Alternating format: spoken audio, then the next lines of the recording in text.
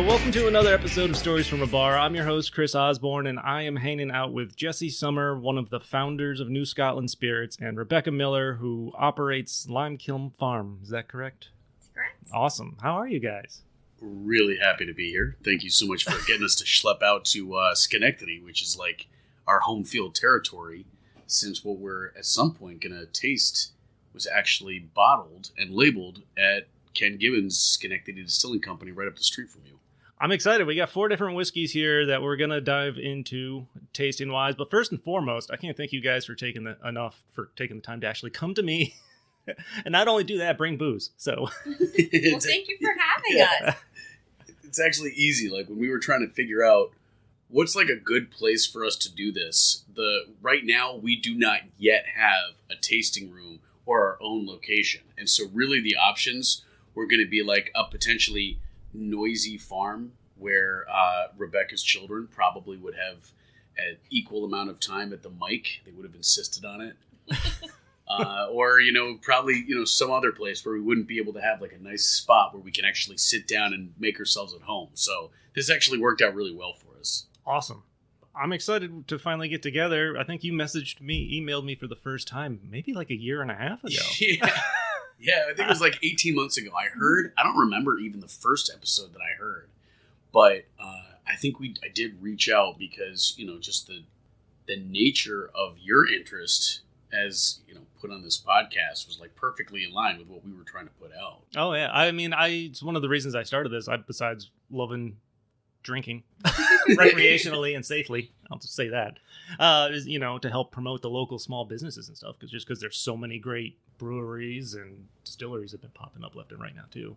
Yeah, and the other thing I'll just say is, because this is actually one way where Rebecca and me and the other 6 people that we went from K through 12 with, who are now part of this company, the other thing about this enterprise is it's a real focus on the farm, because everyone and their mother has a distillery at this point, or a brewery right now, or whatnot. But what's really cool about what we're doing here is retooling the operational environment of Lime Kiln Farm in the town of New Scotland to essentially be the source for the grains that we distill these whiskeys out of. I mean, and that's I think why we're kind of so proud about this. It's like Rebecca's the proprietor of I guess your kids are like 5th generation. They'll be the 5th generation millers. Wow. That's correct. To be farming that area. Wow. And I will definitely be talking about the farm, because I didn't know anything about it until I started looking up notes for this. And I was just, the story was really cool. So the original people that started it came from Tuscany, I think, right? You know what's possible? Lime Kiln Farm? There's another Lime Kiln Farm. I'm going to edit that out. No, you don't even Scratch need out to. those You know notes? what's funny? Like that, you don't even need to edit that out, because it's actually good to acknowledge that like there's another Lime Kiln Farm out there. Is there? Well, that's embarrassing for me. They have no. You know what? We were literally just talking about city this. transplants from New York City. They purchased it and moved up. Was it called Lime Kiln Farm before? I don't know. So the crazy thing is that Rebecca has the trademark to the brand Lime Kiln Farm, but they've got the web presence. And it just goes to show that's what happens. Interesting.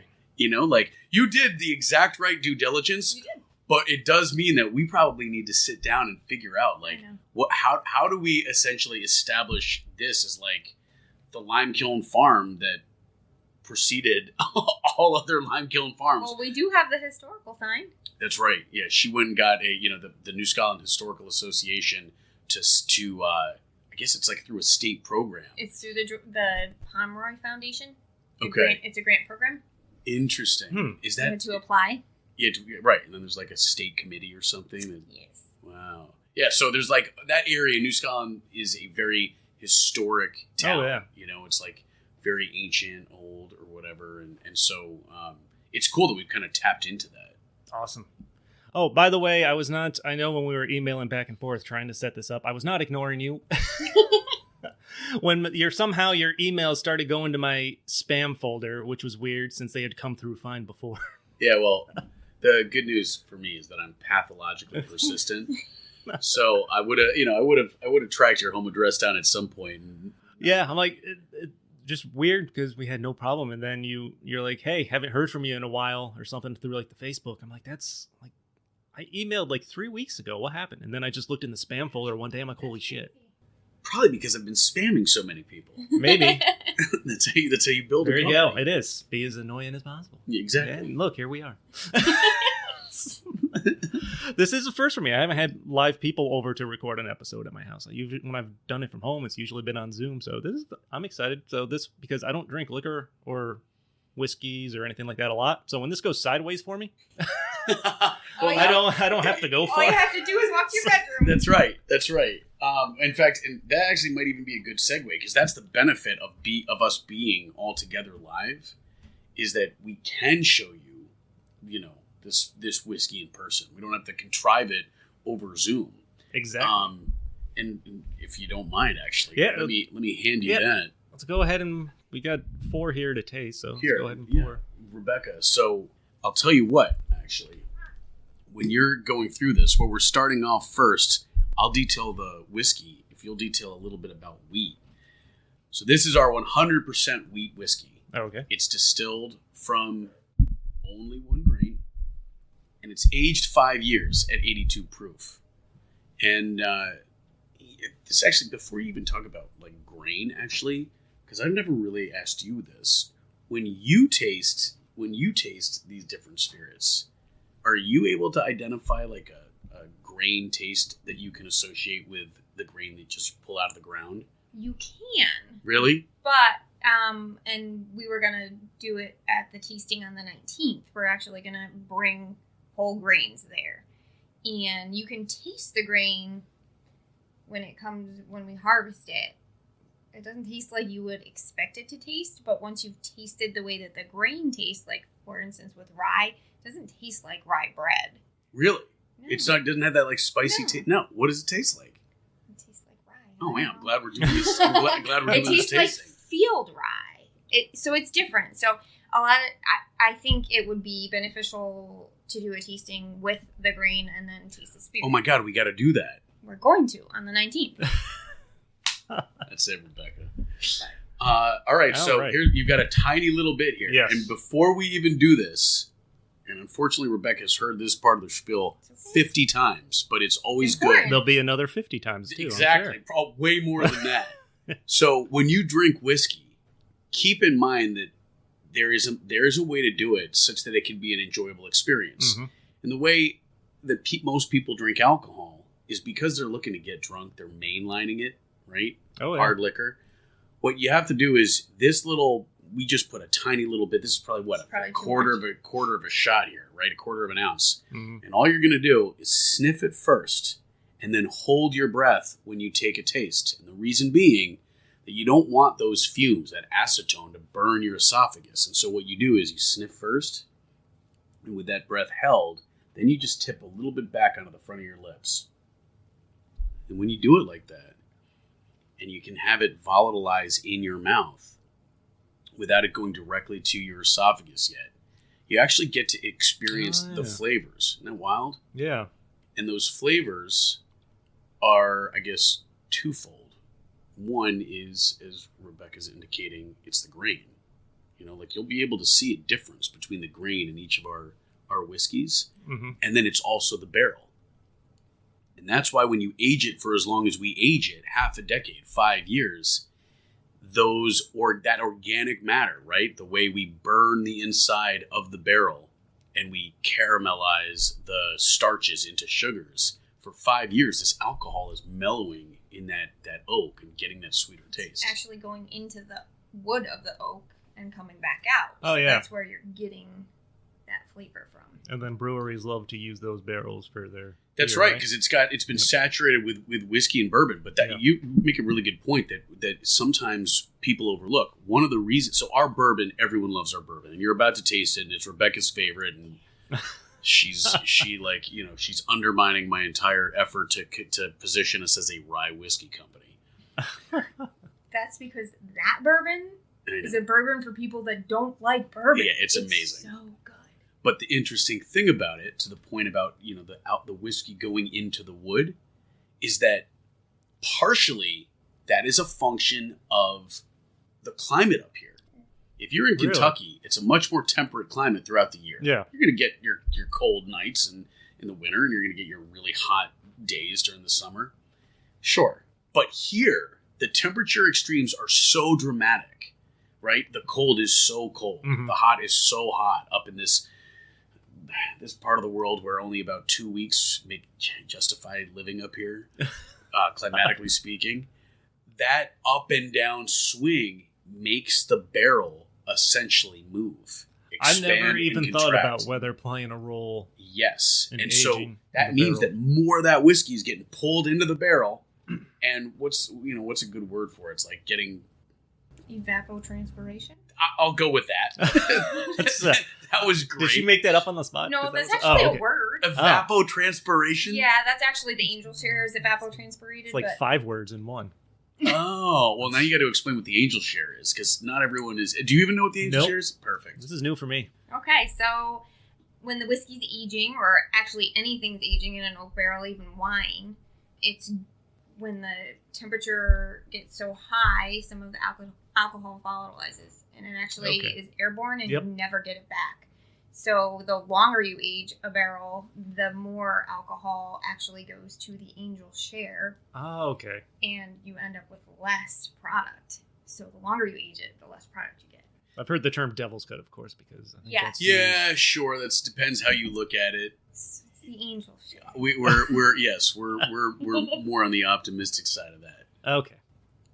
But that, to that point, like all of that whiskey that's going through the wood and evaporating or evapotranspirating, that's when it leaves. Yeah. that's when it leaves. The Mhm. stuff that's laid behind, when it contracts again, it's coming back into the barrel and it's infusing that Interesting. that all the other molecules. It pulls out the tannins from the oak wood. And interestingly enough, how people will complain if you drink a lot of alcohol, they'll complain about the headaches. Some people will say that with whiskey specifically, those tannins and stuff, those are called, I believe, congeners. And some of that matter is what can potentially make you have a headache. migraine. Yeah, exactly. And so we do a pretty strict filtering process in our filtering. Not enough to take out the taste, not enough to take out kind of the expression of the oak, but at least with an eye towards... Clarity. Thank you. That's exactly right. So that's an 82 proof, 41% alcohol, 100% wheat whiskey. There is more of that wheat on this table, and it's in our bonded bourbon. Bonded bourbon. And a bonded bourbon, our wheated bourbon. What a bonded bourbon means is that the alcohol you're looking at was bottled at 100 proof, okay? Thank you. And it was made at a single distiller, or at a single distillery, by a single distiller, in a single season. And essentially has all the guarantees of quality that the federal government has mandated since the 1897 Bottled and Bond Act. So for 125 years now, and it's why we released this quote-unquote anniversary edition. It's 125th anniversary of what is basically one of America's first consumer protection laws. And so what you're about to taste is a 100 proof bourbon, and it's going to be particularly important to utilize the tactics we just talked about when it comes to imbibing this whiskey, taking a sip, but making sure that you're doing it in a way that's not going to take those fumes right to the gullet. The old sniff and don't breathe? That's exactly right. Trademark. So, little clink here. Yeah. So, whereas this one is straight wheat, this one is 51% corn. Yeah. Yep. 51% corn. Thank you very much, Miller Clan. 51% corn, and then I want to say I'd have to look again at the notes. I think it's like 29% wheat, if that's correct, and then the rest of it is barley. So it's... Ooh, that's nice and smooth. Isn't that? In fact, I'll tell you what. Wow, that's smooth. It's amazing the difference. A lot of times I will not tell people it's 100 proof. I just tell them, use the technique of not breathing in, because if you tell them it's 100 proof, they're like, oh my God, it's going to be terrible. It's going to burn. But it's so smooth. Yeah. Isn't that wild? It's a 50% alcohol whiskey, dude. and that you can taste the corn. That's exactly right. Like now, that's right. So there's almost a different type of sweetness. That's the influence of the corn. Wow. If we were to have a clear glass and you swirled it a little bit, you'd be able to see the corn actually gives it legs. So you'll be able to see the little, what you call them, legs of the alcohol come down because the corn has a higher sugar content. Interesting. So I know when we first started emailing, I knew, of course, your name and Evan's name. I didn't realize how many people were involved in New Scotland Spirits, like Rebecca. And when I went to look at your website, I'm like, wow, you have you worked with Indian Ladder, Albany Distilling, Schenectady Distilling. You were talking about. So, like, how did New Scotland come together for you? Well, I mean, first of all, you've identified the number one element of the project, which is that this is a community endeavor. I mean, to be clear, it's called New Scotland Spirits because it is a product of New Scotland. And one of the reasons why we take our responsibility of putting out a really good whiskey so seriously is that we want the jurisdiction to be able to be proud of this product, right? I mean, we're wearing their name. Yeah. And so the thing is that I've known Rebecca, we're all kindergarten through senior year at Voorheesville Central School District, right? We've known each other our whole lives.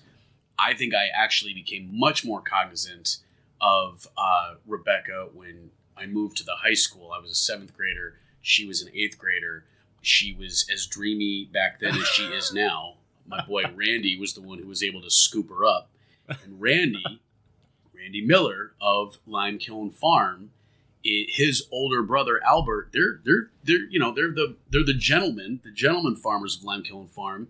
And with Rebecca, they're essentially the backbone of this organization. I mean, I will also say, Rebecca, you play like the most critical piece because of the leadership position you've essentially claimed in both New Scotland Spirits and Lime Kiln Farm.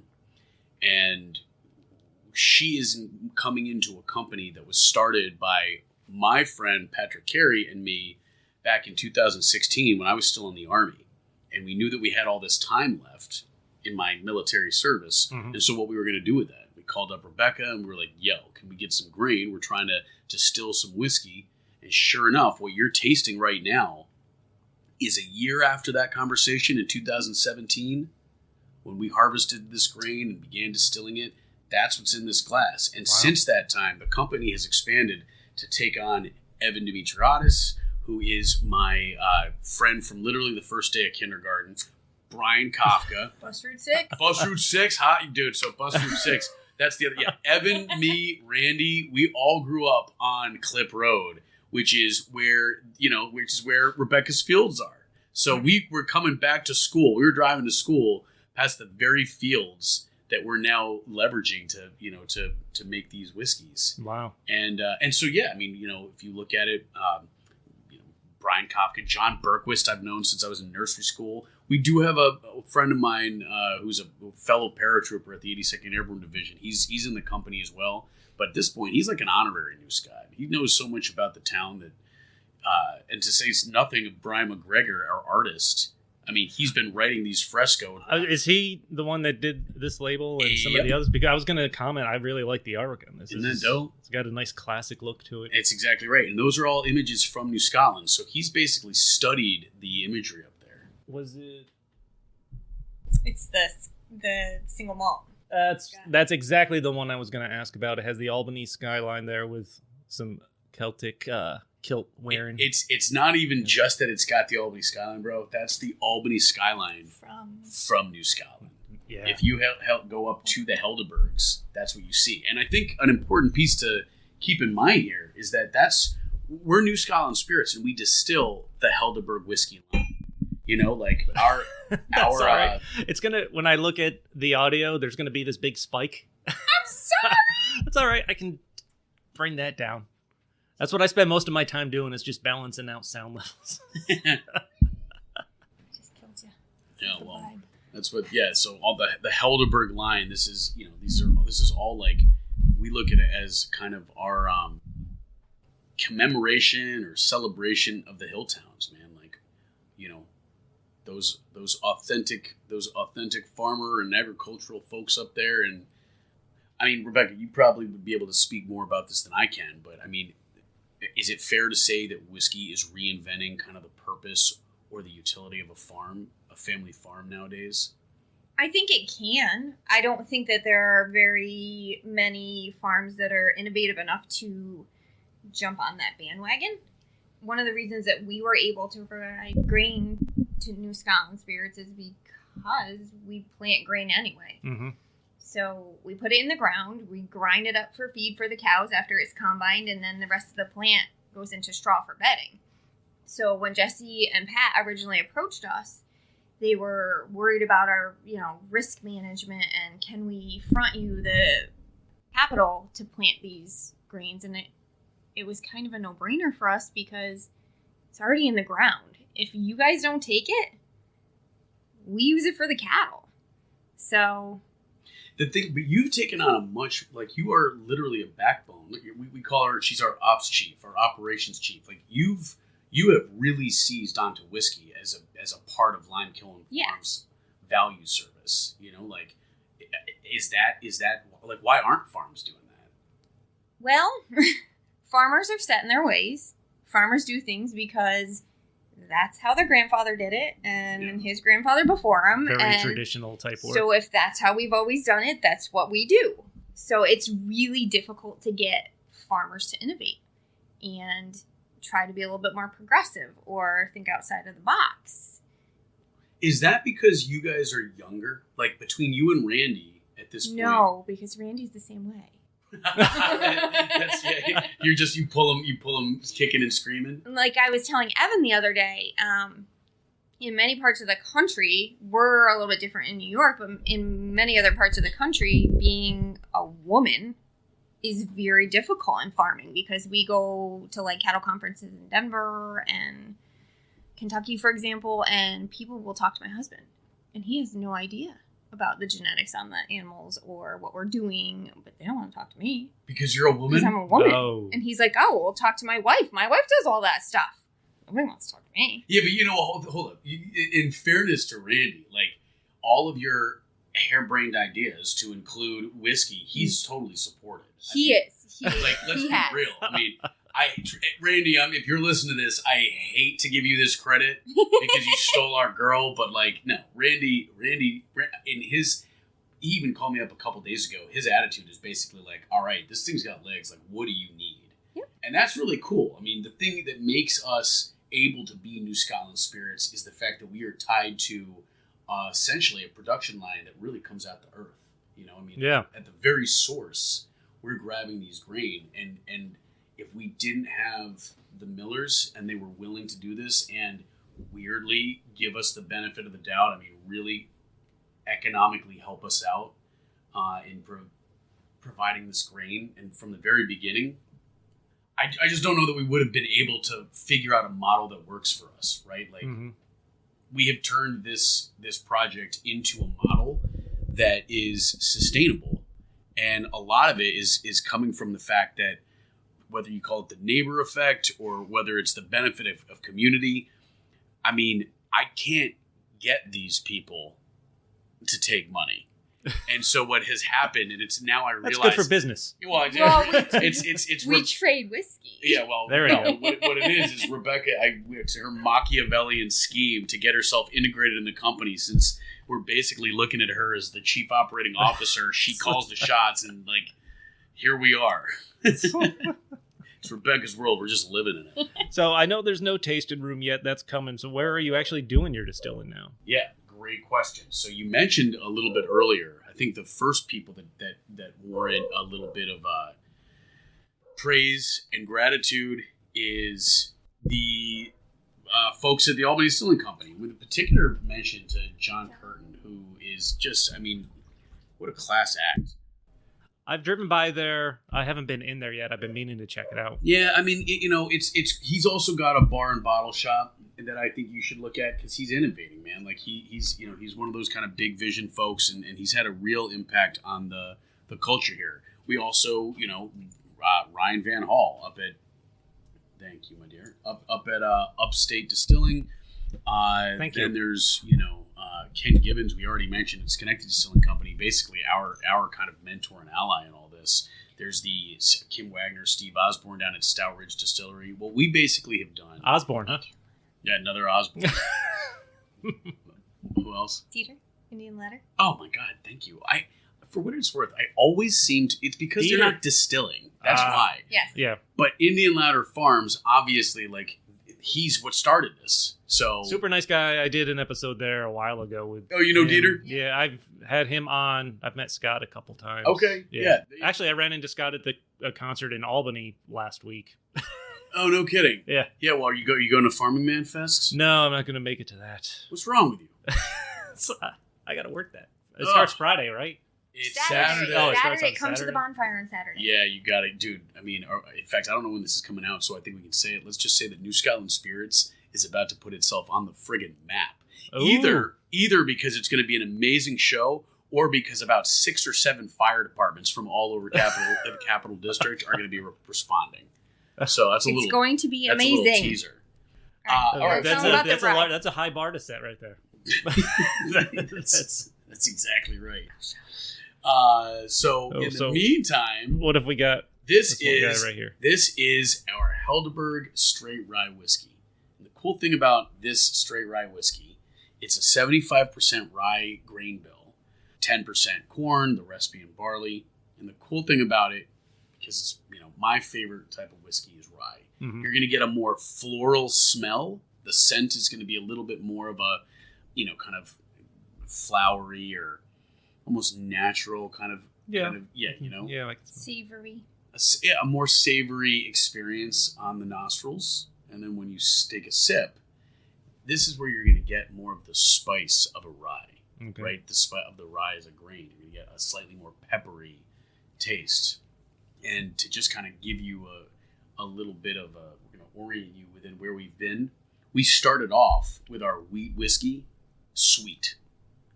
Then we went to our bourbon. We say that's strong, right, with 100 proof. Then smooth was yeah, she goes with smooth. Then we come to the rye, and you get the spice. This is more spicy. This is a little smooth and spicy. Actually, this one's pretty smooth too. So that's my favorite. And then we're gonna finish this off with, because you mentioned Dieter, we're gonna finish this off with a single malt that is distilled from 100% barley. This right here is the only grain that we're not grabbing from Lime Kiln Farm. We get this from Indian Ladder Farms. But stay tuned, everybody, because it looks like, so far, fingers crossed, Lime Kiln Farm has their very first crop of barley in the ground. Ooh. It's come up. So far, it's like really dry, right? Is that what's going on? Yeah, so it's dry, and so we're just hoping, like, We need some rain. Yeah, Rebecca gets on we have our ops chat. She's like, I need everyone, like, the assignment right now. Pray for rain. You know what's funny? I've been doing that myself, praying for rain, but for much different reasons. As in, a couple months ago, there was some water that came in my basement, and I found some cracks on the wall, which led to me having to get French drains put in. Oh man. And we haven't had she makes the money simple.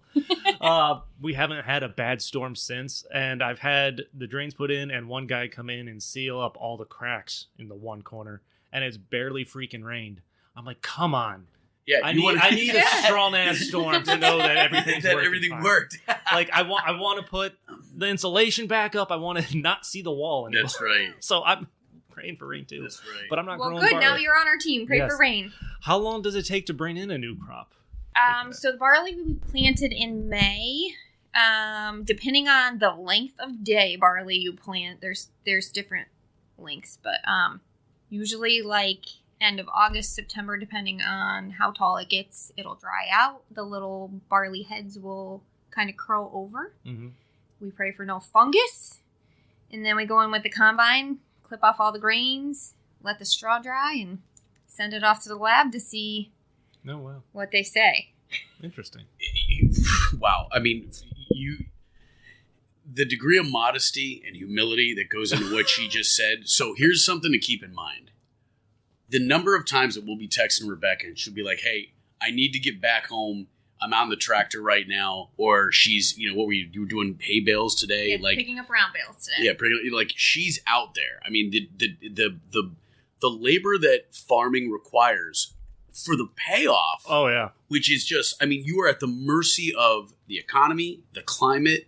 I mean, and when you guys are doing your planting, sometimes the hours that they work don't make sense. Like, I think Randy was up one morning at 4, and then he was up till 4. Yep. Right? Like, it's just their day. When you're talking about I always have this sense of like, all right, and it's a farm. So they get up when the rooster crows, and then they go to bed when it's dark. It's like, nope. No, that rooster, by the time the rooster is up there making noise, like, they've been out in the field for 2 hours already. And then, like, they're sleeping for maybe an hour before they got to do it again. She's shaking her head. Farming's tough. Yeah, dude. I mean, I've never farmed myself other than my tiny garden in the back, but I've seen enough and have learned enough to know I don't think I could hack it.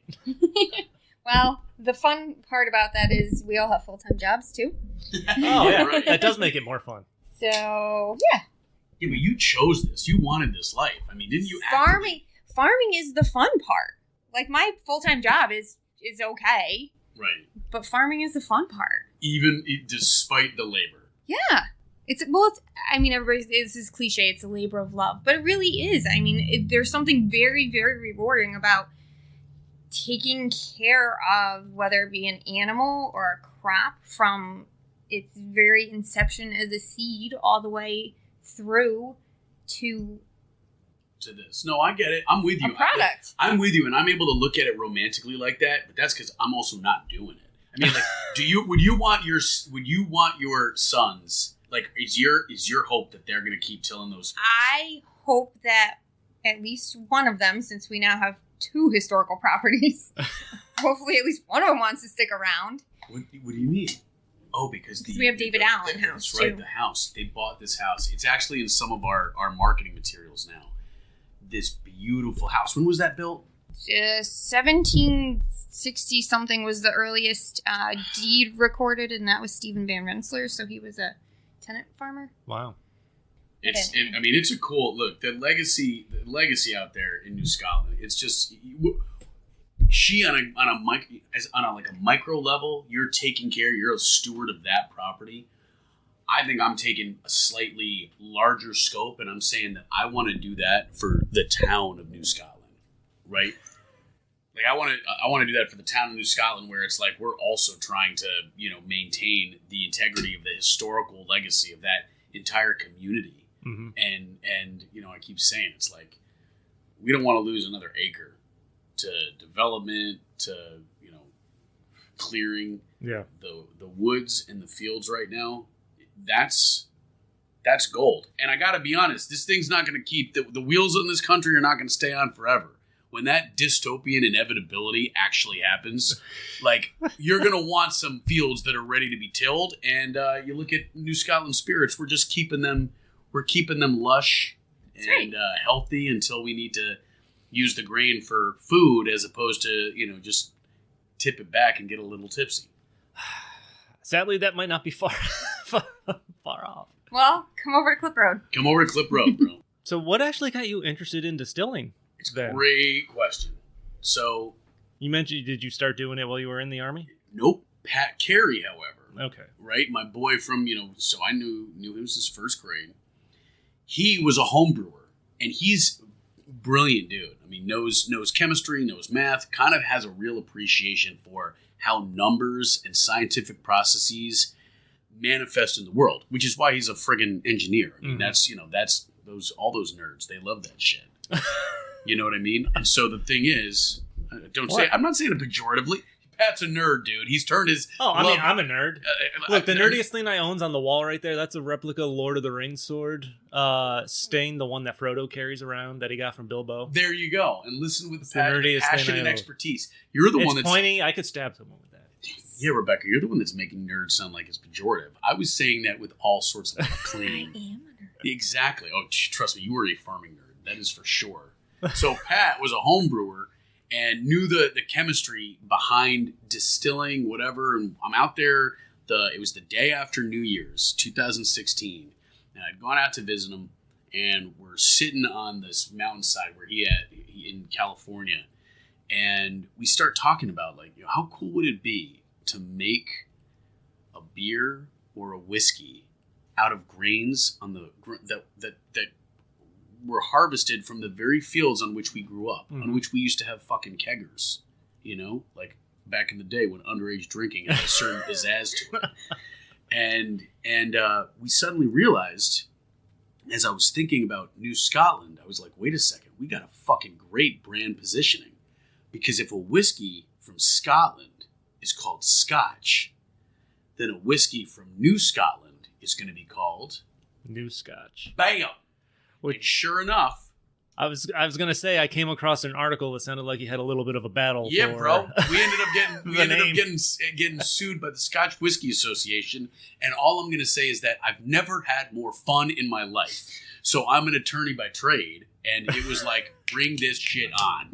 And we, after 3 years of a legal battle, we finally got a settlement where we don't call it New Scotch, and we had not intended to do that. It's not Scotch. It's a rye whiskey, it's a bourbon, it's a wheat whiskey.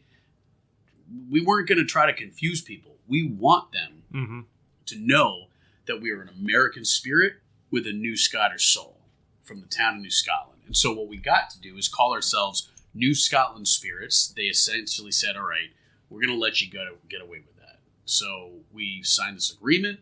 We pretty much got what we wanted, got what we needed. And that's an interesting segue to our final whiskey, too. Because what we're about to taste is what is our flagship, an inadvertently limited edition because of the barley collapse. But that's in there, this is going to be the thing that tastes closest to a Scotch. Okay. It's called a single malt. And what that essentially means in the American parlance or the popular imagination is that whiskey, 100% barley, it's going to have a smokier sensibility to it. I can already tell in the smell. And the reason is that unlike a Scotch, which uses the peat that heats the mash, that's where it gets this like smoky flavor. What we do is we get that smoke from the barrel. We get that smoke from the char of the inside of the barrel, and you can kind of taste it. Yeah. But you still have a little bit of the sweetness because when we burn the shit out of the inside of that barrel, again, caramelizes the starches into sugars, and so it's still getting that, that sweet infusion from the barrel into the whiskey. I think that went down the easiest. That right now, I would say that is our best seller. It's hard to say whether it's because people like it the most or because they all know that it's limited. I mean, what do they say? Like when people buy that, are they doing it on taste or are they doing it on just the story? They're doing it on... Well, it depends. People love the taste, but I get a lot of... Interestingly enough, women are better tasters because we have more taste buds than men. Is that true? It is. It's I would believe it even if that wasn't the case. I don't know if it's per square inch or it's just total, so don't quote me on that. Okay. But anyway, so women are better tasters, but a lot of women that try this will tell me that they taste like peas or alfalfa or grass. I've said that. I've said the exact same shit. And that's from the barley. So I think people like the flavor of that because it's green and bright and reminds you of summer. If you said to me though, like which one of these am I taking? I probably, if I'm like going to smoke a cigar, I'll probably grab this. Other than that, that's probably not the one that's probably the one I'm taking last. Not because I don't like it, but because it is like, I mean, it's almost like that to me is it's so own thing. It's like I want to drink. I'm committing to drink a single malt. I'm committing to the smoke. I'm committing to that. To me, it feels like the cousin of the other three. I agree. That's a good way. That's a good way of saying they all live in their own family, and this one is exactly. That's a good way of saying it. And so look, don't get me wrong. If people are like, yo, we want. There's this one dude, right now the president of the New Scotland Historical Association. That's the shit that he loves. Really? Shout out to Alan and the New Scotland Historical Association. That's what he loves. But he's a Scotch guy. And so if you're a Scotch guy, there's no question that's what you're going to take. And we've even had people we had a guy from Scotland. From really? Scots, legit Scots will come and they'll say, oh my God, I'm bringing this shit back because they want to show an American's interpretation of a Scotch. Mm-hmm. They want to share that. But Scotch drinkers are Scotch drinkers are their own entity. Yeah, they're like part of a cult. It is weird if you find someone that's really into it. I'm like, this. Oh, they're really into it. Oh my God. Like, only because, I mean, I'm not, like I said, I don't drink a lot of liquor in general, mostly beer and wine. So when I hear someone going off about different types of scotches, I'm like, okay, sure. Take your word for it. Oh, dude, they get into the regions, the years, like, you know what I'd say? It's actually very close to wine enthusiasts. It is. What do you call them? Is it winos? Winos. Yeah. It is that does seem like kind of the same thing. Like even with I mean, I don't have a great taste bud variety probably anyway. Even with the beers I drink, I know certain types and different kinds of that's why I sit there and drink and let the people talk about their beers. Mm-hmm. That's my favorite part of doing this. But like if you hear someone talk about bourbon and they're giving you years and it's like, shut the fuck up, dude. Like you might You're fine. You might like pretty much anything but politics. Okay, I'm like, crap, can we swear? It's a podcast. It's only been regulated by the FCC. We're very familiar with government regulation, whether it's the New York State Liquor Authority or the Tax and Trade Bureau, blah, blah, blah, blah, blah. Like federal and state, they are all up in this. But fortunately, as far as I know, podcasting has not yet been brought under the purview of the FCC. No. When what kind of law are you into? It's a pretty broad base. Okay. It's my dad's law firm. I'm one of those obnoxiously silver spoon pieces of shit that never had to put a resume together. And I waltzed right out of the Army into Daddy's law firm, and so now I'm doing it's like energy law, environmental law, and then a whole slew of other shit. You know, it's like I got deep into cannabis. Really? If you're trying to set up a dispensary, I'm your man. All right, like and trust me. I'm very ambivalent about it because with the onslaught of cannabis enthusiasm, I mean, let's just say that I'm trying to get people addicted to my alcohol as opposed to watching them walk to a different controlled substance. Yes. But yeah, so that's what I do now. That's funny because I've been working at where I work now for like 12 years, but before that for 6 months I worked at a law firm in Albany. Whiteman, Osterman, and Hammer. Right. I worked there for 6 months. Oh, bet. General, just kind of run around, I almost knock over my glass. Do whatever they want. You know, I was dropping off court papers, which it was actually great when the weather was nice. They send me out all around Albany to drop off stuff. I'd make a stop at a bar or something like that. Nice. I got time. Yeah. But that really helped with the name battle then. Oh, well, that's what I'm saying. I mean, listen, I'll even... One thing I would say for people that are interested in this, I wouldn't get in the game unless you have a farmer and an attorney. Straight up. I mean, so that's the kind of advice you want to give people now if they say, look, if you want to get into the distilling game, get yourself a farmer, get yourself a lawyer, because what you're gonna find out, man, is that God, it is such a minefield of regulations when it comes to alcohol. Not because they're trying to regulate the safety of the product, but because the government's trying to get theirs. And look, I'm not trying to ruffle any feathers. I get it. But Rebecca and I actually had this conversation recently where it was like, you want to know something? You want to know how I'm a legit patriot? Because the amount of money that we are giving to municipal, state, and federal governments from operating this business, like, goodness gracious. Thanks to everyone. When you drink some of our New Scotland spirits, you are investing in your country. Well, that's gonna be on our t-shirts. Is distilling's even more regulated than just a brewery, right? Oh, fuck yeah. So there's even more hurdles to jump through. Absolutely. Yeah. And in part, it's more regulated in the reporting aspect of it. Okay. You know what I mean? Like, dude, we are constantly filing the forms detailing how, where, why we're moving our alcohol. You know, if you think about it, we're paying, obviously, we're collecting the sales tax, right? State sales tax. Mm-hmm. We're paying our income taxes. We got state and federal excise taxes. I mean, we're taxed at almost every single stage here. Jeez. Arguably, the only place that we're not taxed. Farming. Are you guys taxed? I was going to say that you guys are not taxed. You get heavily taxed? Really? Why do they want to tax you guys? You're like salt of the earth. We can't do anything about it. Yeah. Wow. I'll tell you, you guys have signed up for a hard life.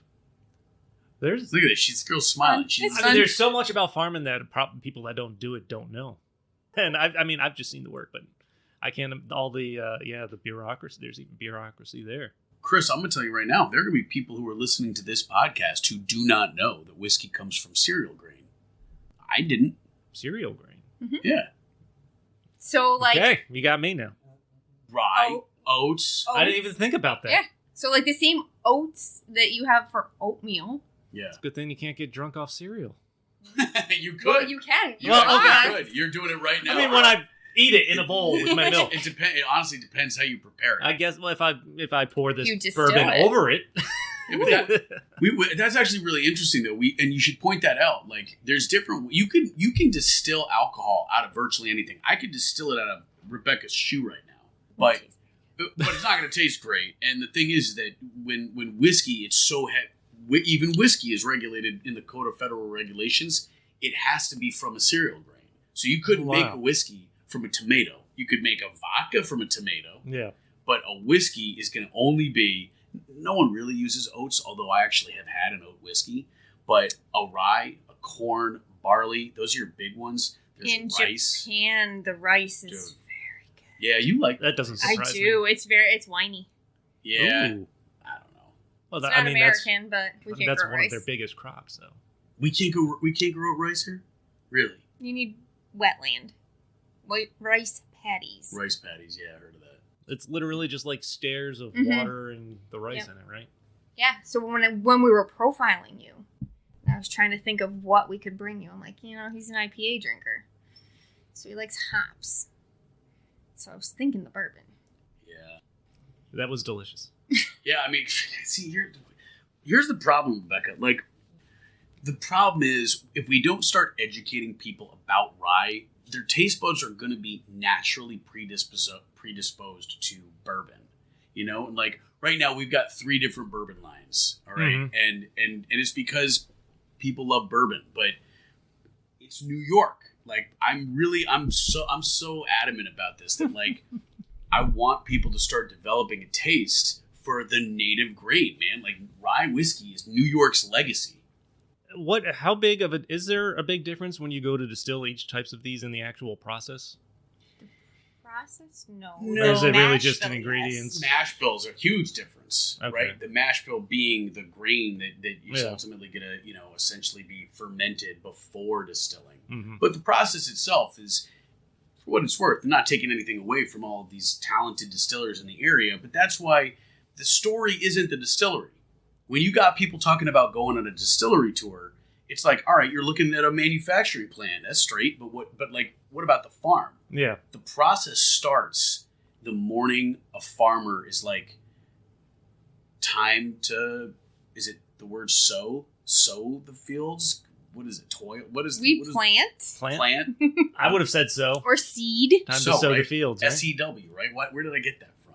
The point is that it starts early at the farmer stage, man, and like that's what makes the whiskey, in my view, that's what gives it its signature. Is that story about the grain? Not even the story, though. Like, the actual process. I mean, we're unique in New Scotland in that we live on that lime bed. So, Yeah. what do you... Topographically, geographically, I don't Yeah. know what you want to call it, but New Scotland has a large lime deposit. Really? So we're on, hence Lime Kiln Farm. Mhm. We actually have a lime kiln that they used to use to make cement for, like, the Erie Canal, but... Oh, wow. The lime in the soil actually filters the rainwater and takes the acid out of the rain. That's why we have caves. But that's also what makes the grains taste so good, because it's this filtered, pure water. Yeah. Interesting. So, That's to me, yeah. that's where you get that unique flavor no matter what the grain is, because... it's good. It's when your inputs are good, your outputs are good. And that's why I think, it's like, it's very cool, the process, I guess, and Pat I bet you Pat would completely disagree because yes. he loves the machinery and the chemistry. Dude, he'd be like, shut the fuck up, you guys. It's like, what's cool is the distillery, but I just think for someone who doesn't understand all the science and the math, Mhm. I think I'm just But so... there is that, like, ghost in the machine. There is that terroir. You have that with wine. I mean, no matter the chemical process, there is just that innate flavor that you can't explain through chemistry. That is very true. So like you just tasted 4 different spirits, right? Yeah. All these came from barrels. Same barrels provided from Adirondack cooperage. They've all been aged for 5 years. But the difference in the taste, the fundamental difference in the taste, comes from the grain. I mean, that's what's wild. This was bourbon. This was wheat. This was rye. That was a single malt made out of barley. Like, that difference in the taste comes from the grain. So when you've got your fermenting mash and then you heat it, the alcohol is essentially evaporated out before the water because it has a lower boiling point. And then it goes up as a, gas and then cools and becomes back in liquid form. It is still maintaining the influence of the flavor of that grain. And so in my view, it's like, thank you, Pat, and all your fellow nerds. Like, it's really cool that you do this. You're obviously the ones who developed this entire technology and the science behind making it. But remember that what you're still capturing, that spirit of the spirit, is our home, our terroir, the terroir of New Scotland and Albany County. Like, when you taste our Helderberg whiskeys, like, you're tasting the fucking Helderbergs. I just think that is so cool.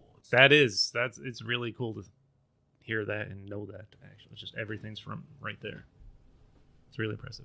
We're coming up on an hour, but I'd love to hear about how Lime Kiln Farm, the real one, the only one that matters. That's right. That's right. Tell me about the farm and how you ended up there. Was it a family thing? So it is. It's my husband's family farm. They've been there for 5 generations. I married into it. I actually was I'm a retired horse girl. So these guys all used to come watch me ride horses when we were like 16. And so my husband converted me from a horse girl into a cattle girl. But I had a little bit of learning to do. He used to tell me, like, when we plant corn and it would be time to pick the corn. So, well, how do we do that? And he's like, we take a satchel, everybody picks a row, and you go up. And I'm like, Jesus Christ, we got to get going because, like, that's a lot of years to pick. It really isn't, because there's a machine that does that. No. But I'm gullible. I would be too in that situation. I'm like, okay, let's get the satchel, let's go. But they've been doing it for 5 generations, and it really is kind of like this legacy of love, because you just, for better or for worse, some days you hate it. Some days it's the worst thing in the world, and I swear up and down. But it's really fun to see a new calf born, or to watch the barley that we so desperately want to grow and thrive and become something. So, every day is a new day, and every day is full of surprises. And you can get frustrated with them and you can talk a lot of shit, but the thing is, the way farmers love one another. Yes. I've gotten, thanks to Rebecca and Randy and Albert and pulling us into it, I've gotten to meet farmers. The way these guys support one another, like that community, it's intoxicating, dude. They have their own language. It's like anything, but with farmers specifically, like, maybe because you guys know what the toil is like, they give you the shirt off their back. Yeah, they really do. And it's one of the reasons why we changed our strategy, our commercial strategy, to hit the hill towns first and get us entrenched among those communities. Because it was like, those are the people that made this possible. And that's amazing support to have, I'm sure. It really is. There's no tasting room yet. That's coming, I believe. That's exactly right. Coming soon. Where can people find these fine spirits of yours? So the first thing I'm going to say, we're going to do at our farmers markets. You want to come and see Rebecca at the Empire State Plaza every Wednesday. She does the farmers market, and then there's Evan, who does the farmers market up at Queemans and Westerlo. Then my boy Kafka, who's doing the farmers market in Delmar. You can catch me at Washington Park in Albany and at Guilderland with all our little crew. We are in Voorheesville Wine and Liquor. We're in Colvin Wine Merchants, Wine and Spirits of Slingerlands, Upstate Wine and Liquor, We're going to be in Del Mar soon. Laviano, my boy Chris Laviano's. We're in a lot of spaces, and you can find it if you go to our website. Indian Ladder. What is it? He said that before too. My That's what he God. forgets. Indian Ladder. You got to go to Indian Ladder. Do I need to put a big beep over that or something so they don't hear that? No, you know what? I want them to know that I recognize the mistake and I'm trying to learn from it. I love you, Indian Ladder. Thank you for everything you've done. That's where you can find us. If you will go to the other thing that we like doing is if you'll go to our website, newscotlandspirits.com, or you follow us on Facebook. We get people all the time being like, "Hey, you got to get your shit up to our favorite liquor store," which is why we're going to be in Southgate Wine and Liquor in Ravenna, because we got people who are like, "Yo, you need to be here right now." And so what we've done is we let the community tell us where to go. You reach out to us, you tell us where you want to be. That becomes literally, you should see our sales network. Like, that's where we start sending our buddies, and we're saying, all right, we got to be here because this is where people want us. And I'm telling you, man, like, the way the community has opened its arms, it's the coolest thing I've ever gotten to be a part of, and I'm just so incredibly grateful that they put their trust in this product. That's awesome. Are you guys cooking up anything else that people might be unaware of? Might have coming? That you can share? Yes, but I don't think... Okay. You know what? Here, how about this? We'll just say, come out, if this gets out in time, the 19th of July, come to Northern Barrel Brewing. You want to check out our instructed tasting. We'll see you there. It'll be a friggin' party. I mean, I'm lazy, but I think I can get this edited and posted within 2 weeks. Boom. Yes! So I think that's going to do it. That was a successful tasting for me. I'm feeling pretty good. Yay! Did you like it? I did. I was impressed. Each one of those got smoother and smoother. That's why we do it that way. So that was a nice layout. There's a method to the madness. Thank you so much for having us. I really appreciate it. Thank you. Thank you. So that was another successful edition of Stories from a Bar. Big thank you, Jesse and Rebecca. Again, thank you for coming here and bringing me booze. Thank you for having us. Very excited. A year and a half in the making. I appreciate you taking the time to hang out, have drinks, eat some pizza. That was delicious too. Thank you for the pizza. If you're not doing it already and you're listening to the podcast, follow all the social medias for New Scotland Spirits and Lime Kiln, Kiln, K-I-L-N. I'm reading too fast. New Scotland Spirits, Lime Kiln Farms, to keep tabs on everything going on, where you can find these guys slinging their booze at farmers markets and where they'll be. Anything else you want to throw in there? NewScotlandSpirits.com, of course. Can you buy directly through the website? You can. Okay. You're going to pay a pretty penny. I wouldn't recommend it, but if you got to get your hands on it, the website's available for you. But it does come nicely packaged. It does. Straight from me and Rebecca. So you're paying for the care. That's right. And it comes with love. Right. We also, we lick it too. We lick the boxes all over. So you get that as well. No, now we can't commit a crime. Gotta make sure they're sealed. Gotta make sure it's sealed. A huge thank you out there for everyone for checking out the show. You can, of course, follow Stories from a Bar on Facebook, Instagram, and Twitter at StoriesFAB to keep up with everything going on with the show and what's coming up. You'll find Stories from a Bar on all major podcast platforms, so be sure to like and subscribe, and even more importantly, leave fantastic reviews and share the hell out of it. So until next time, cheers. Cheers.